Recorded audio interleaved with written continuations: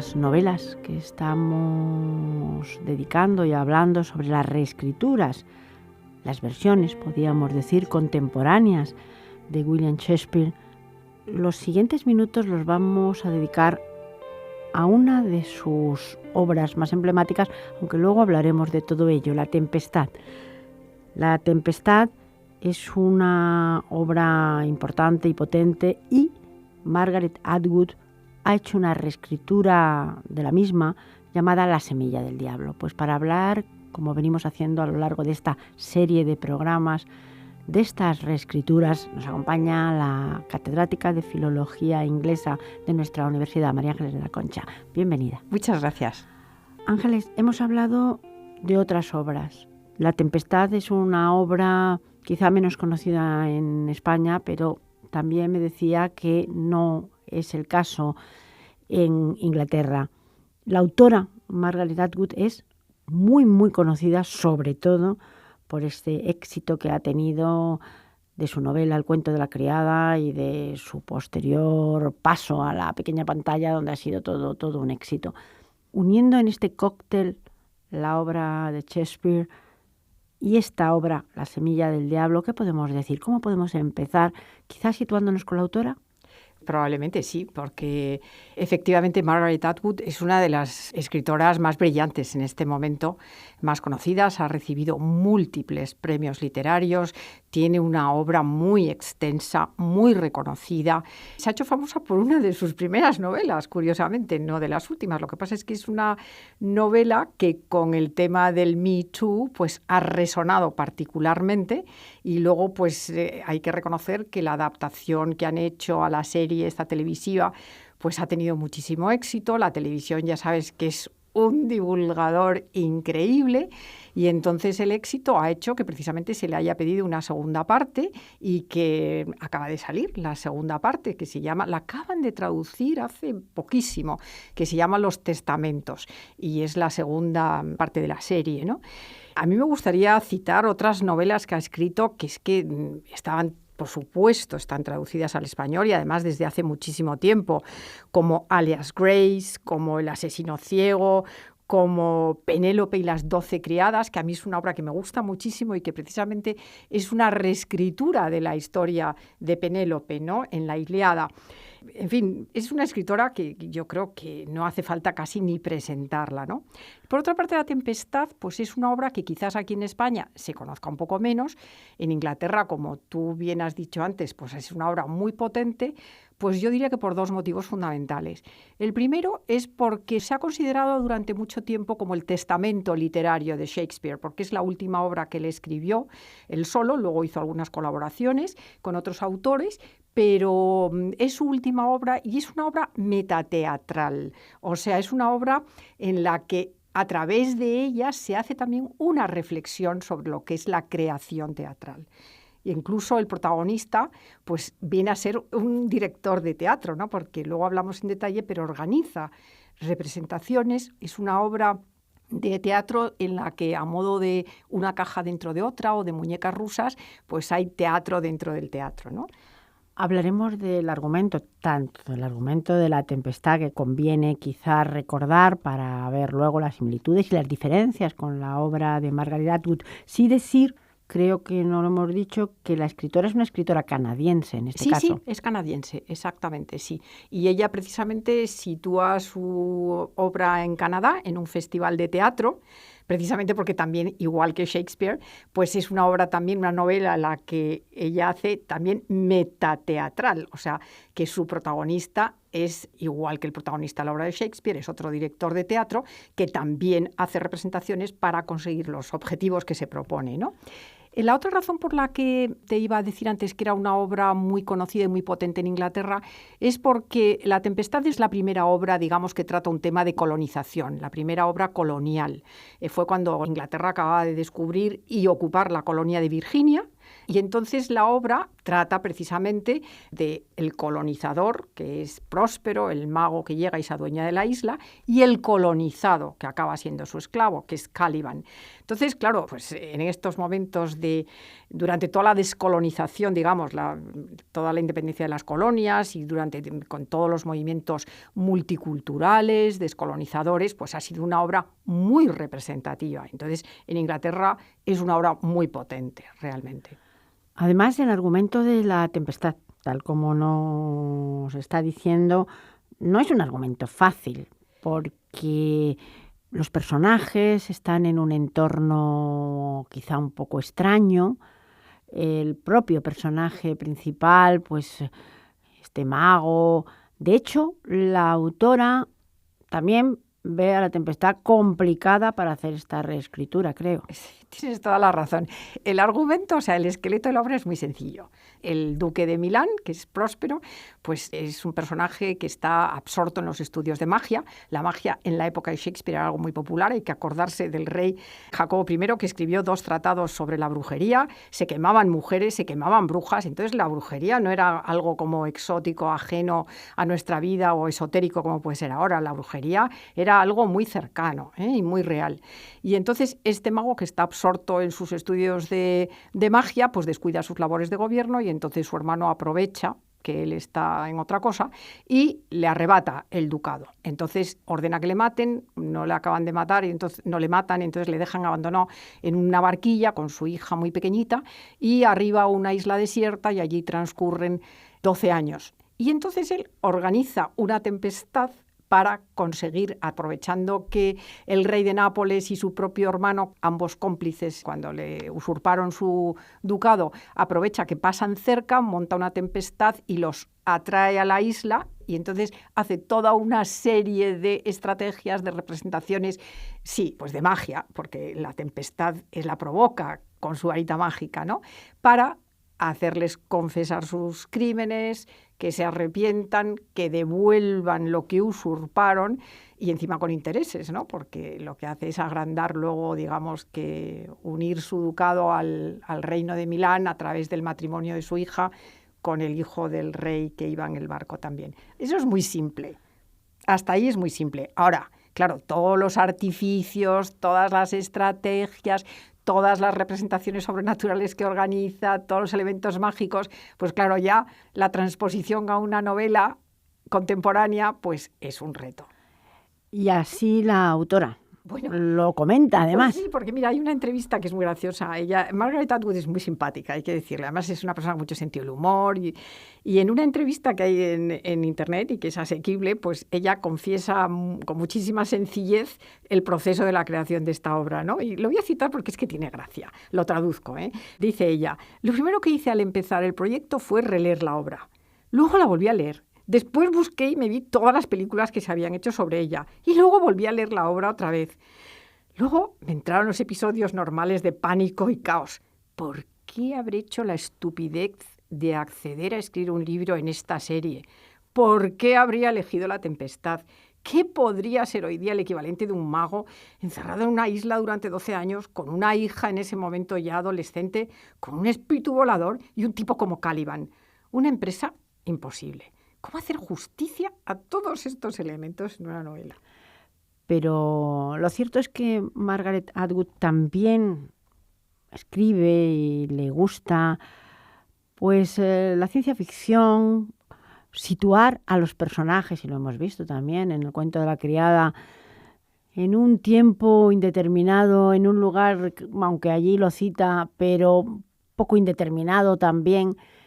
¿Qué es lo que hace ella en esta Semilla del Diablo? Que, por cierto, creo que no está muy bien traducida el título original. Mira, el título es un horror como está traducido, porque La Semilla del Diablo no quiere decir nada. Hack Seed, que es el título en inglés de la obra, es un insulto que recibe Caliban, uno de los muchos insultos que recibe a lo largo de la obra, que quiere decir hijo de la bruja, simiente de bruja.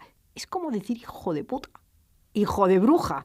Claro, si tú dices la semilla de la bruja es como más, pues no sé, es esotérico, poético, pero decir hijo de bruja, porque es un insulto, pues hubiera sido o simiente de bruja hubiera sido mucho más apropiado, porque es que es un insulto, no es una descripción, ¿no?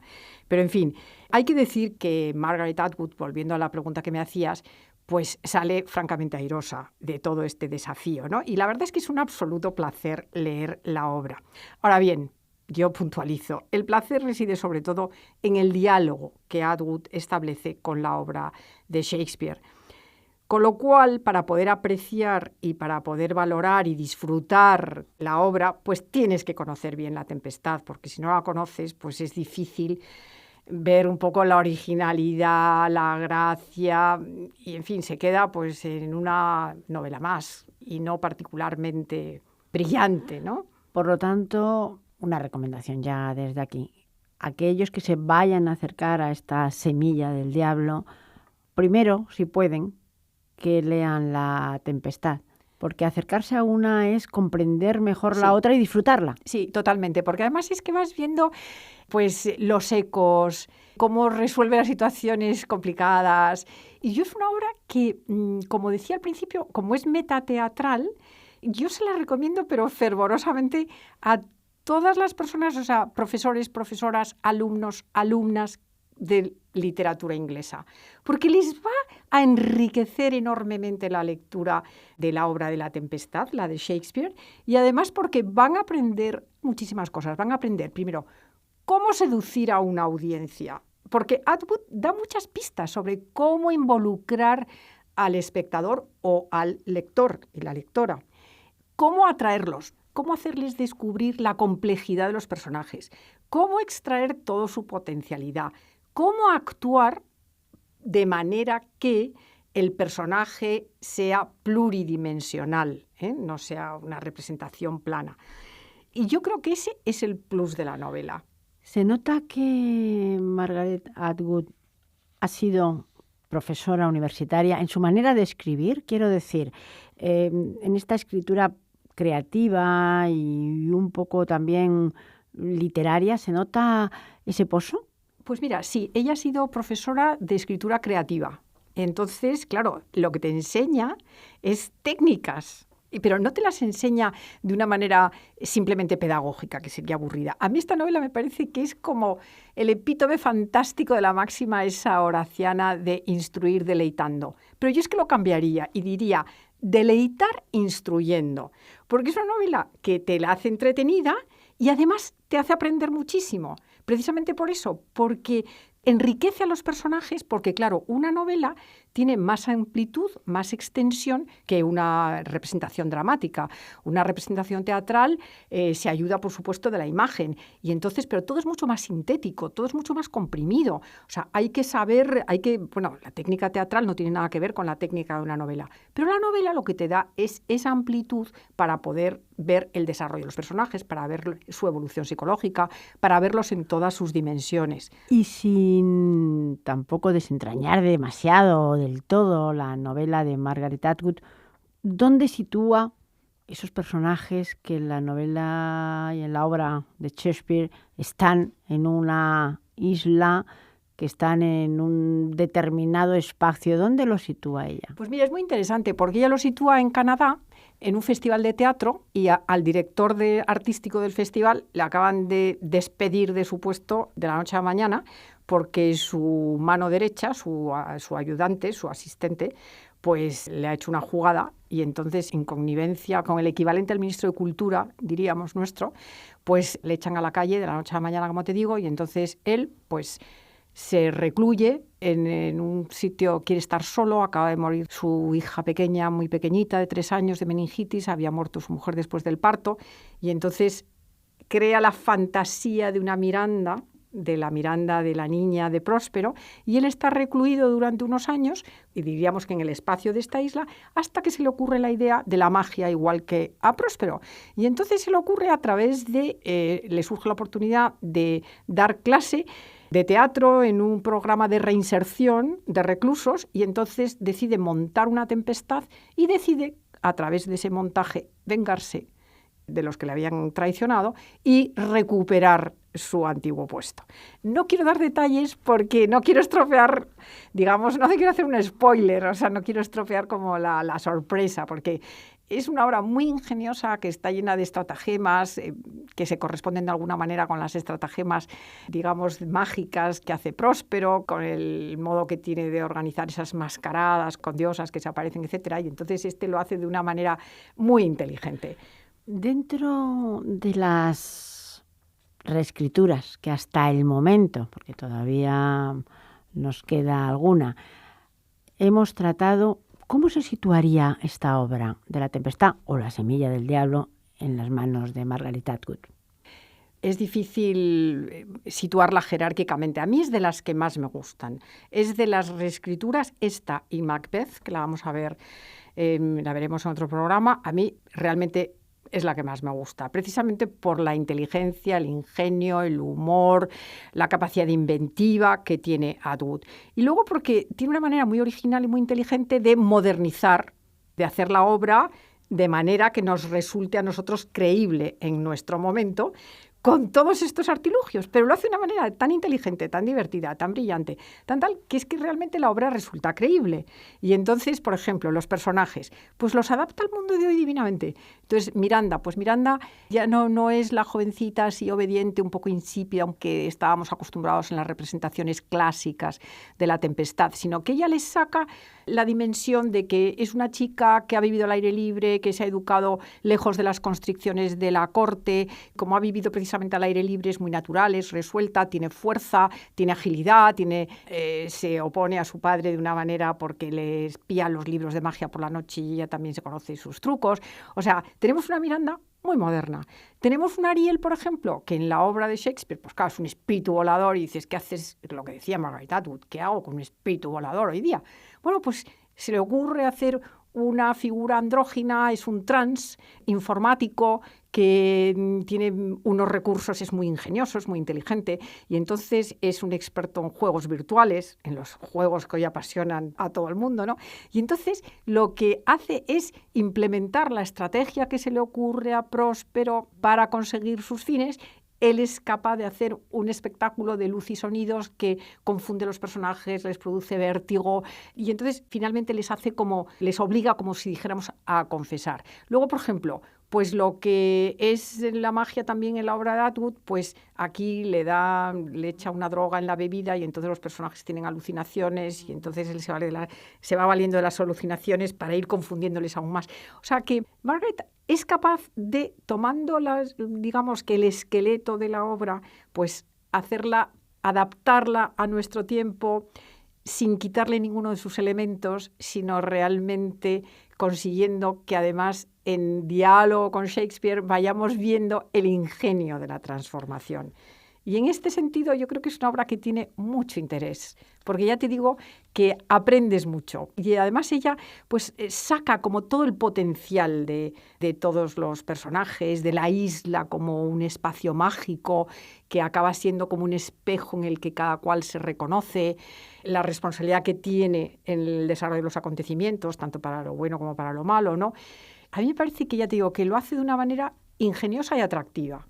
Por lo tanto, estamos siguiendo todo este proyecto Howard a lo largo de este curso, viendo también distintas obras y aquí decir que esta sería una de las más recomendables. Sí, yo francamente la recomendaría. Y sobre todo, ya digo, a alumnos, alumnas, profesores, profesoras y por supuesto gente que aprecia a Shakespeare y que le gusta. Porque es un experimento que tiene gracia, tiene chispa, tiene interés, tiene atractivo. Está muy bien. Pues muchísimas gracias, profesora La Concha. Pues muchas gracias a vosotros por invitarme.